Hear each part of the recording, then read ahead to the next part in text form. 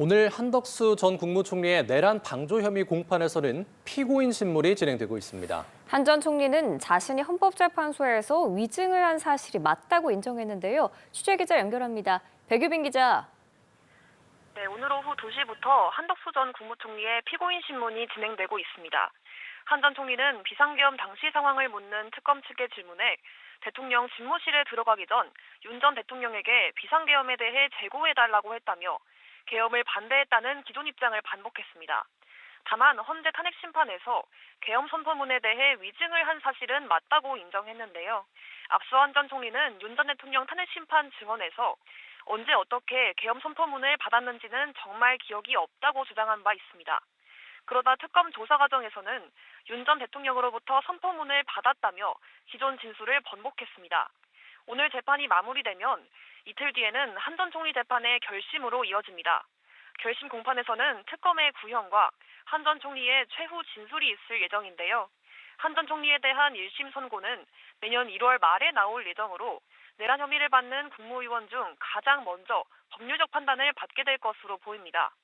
한편 재판부는 지난주 감치명령을 받고도 석방된 김용현 전 장관 측 변호인들에 대해 적법한 절차에 따라 인적사항을 확인한 뒤 다시 감치 결정을 집행하겠다고 밝혔습니다.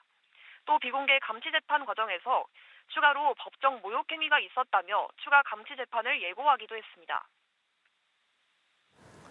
네, 오늘 윤석열 전 대통령의 내란 우두머리 혐의 공판에는 여인영 전 방첩사령관이 증언대에 섰죠. 네, 오늘 법원에서는 윤석열 전 대통령의 내란 우두머리 혐의 재판도 열리고 있습니다.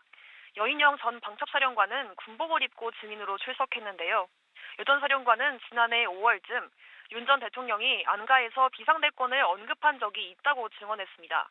윤 전 대통령이 계엄 이야기를 꺼내자 아무리 대통령이 가진 비상조치권이라고 해도 그건 불가능하다고 했다고 밝혔는데요.